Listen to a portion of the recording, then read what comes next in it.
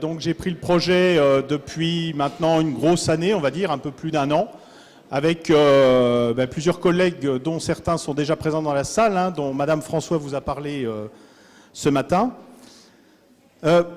Donc numérique et besoins particuliers, pourquoi pas élèves, vous allez voir juste après, parce que le dossier dont j'ai pris la charge depuis un peu plus d'un an, il se constitue de plein de points. Donc il y a le groupe de travail académique, dont vous avez vu des représentants dans les ateliers, avec les professionnels qu'on a rencontrés, et des informations qu'on a sur le site académique, vous aurez le lien un petit peu après, qui vous permet de retrouver des choses que vous avez vues aujourd'hui.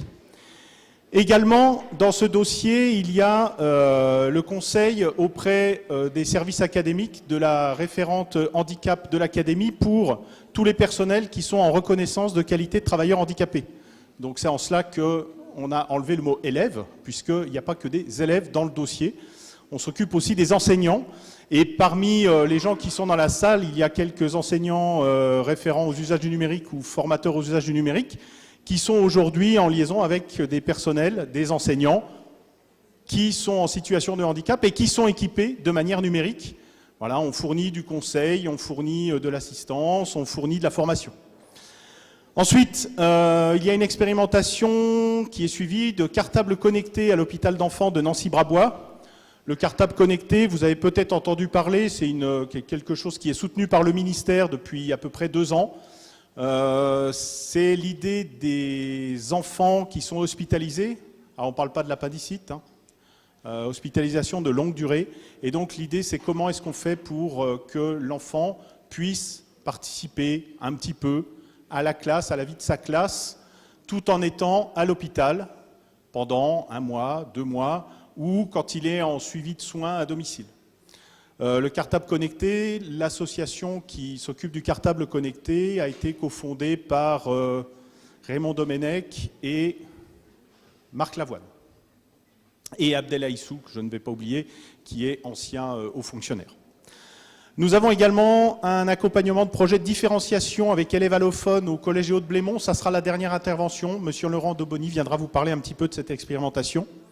Et puis enfin, des besoins très particuliers qui ne sont pas vraiment liés à des handicaps. C'est l'accompagnement du CREPS de Nancy qui a des futurs sportifs de haut niveau, collégiens, lycéens, qui vont faire des stages, qui s'entraînent, que vous verrez bientôt en 2024. Ces jeunes qui ont aujourd'hui 12, 13, 15 ans, en 2024, ils seront à Paris sur les stades. Eh bien, ces enfants-là, actuellement, ils ne peuvent pas suivre une scolarité normale. Non pas parce qu'ils ont des handicaps, mais parce qu'ils ont des stages sportifs, parce qu'ils sont en compétition à l'étranger. Et donc, il y a une réelle problématique sur comment on accompagne ces enfants pour qu'ils aient une scolarité à peu près suivie. Alors, le groupe de travail académique, vous en avez un petit peu entendu parler ce matin. Vous avez vu des gens qui vous ont présenté des choses. Il a été constitué voilà, depuis un peu plus d'1 an et il travaille à la réflexion. Donc c'est un croisement du numérique et de l'ASH. Voilà, on avait d'un côté les gens qui font du numérique, qui sont un peu spécialistes de numérique, les gens qui travaillent sur l'ASH et on a essayé de regrouper et de croiser ces deux, je ne vais pas dire disciplines, ces 2 domaines pour essayer d'établir des protocoles, faire des choix, etc. avec les 4 départements. Donc voilà, on a tous ces gens-là qui interviennent.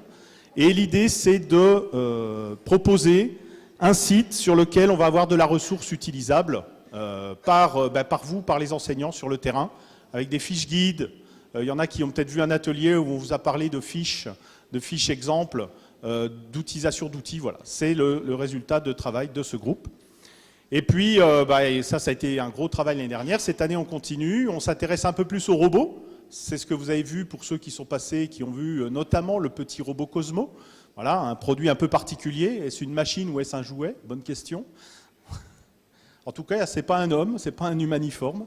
Et on va voir un peu ce qu'on peut faire avec ça, notamment dans le cadre des élèves atteints de troubles du spectre de l'autisme. Alors justement, je rebondis tout de suite là-dessus. Donc nous avons avec Jérôme Dinet, que vous avez vu ce matin, l'enseignant-chercheur du laboratoire de psychologie, et puis j'ai oublié la suite, un projet qui s'appelle Robotisme, qui devrait démarrer au cours du 1er semestre. Voilà. Bon, le projet a été retenu, il va être soutenu, voilà. sur l'utilisation de robots, très certainement dans une école meusienne. Voilà, pour l'instant, le projet se monte. Il a été retenu par les financeurs, donc au-dessus. Voilà, ça va être un partenariat université, rectorat.